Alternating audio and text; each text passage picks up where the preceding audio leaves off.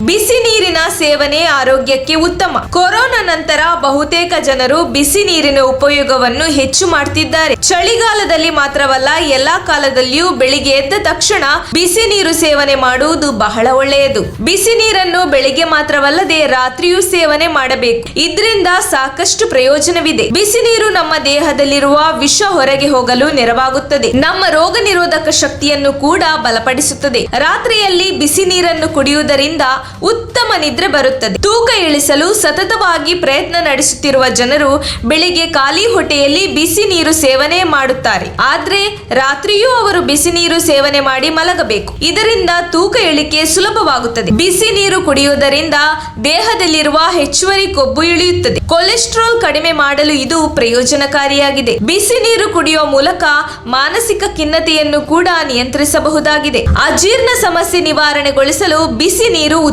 ಇದರಿಂದ ಜೀರ್ಣಕ್ರಿಯೆ ಸುಧಾರಿಸುತ್ತದೆ. ಗ್ಯಾಸ್ ಅಥವಾ ಅಸಿಡಿಟಿ ಕೂಡ ದೂರವಾಗುತ್ತದೆ. ಮಲಬದ್ಧತೆ ಸೇರಿದಂತೆ ಹೊಟ್ಟೆ ಅಥವಾ ಜೀರ್ಣಾಂಗ ವ್ಯವಸ್ಥೆಗೆ ಸಂಬಂಧಿಸಿದ ಯಾವುದೇ ಸಮಸ್ಯೆ ಇದ್ದರೂ ಬಿಸಿ ನೀರು ಇದನ್ನು ದೂರ ಮಾಡುತ್ತದೆ.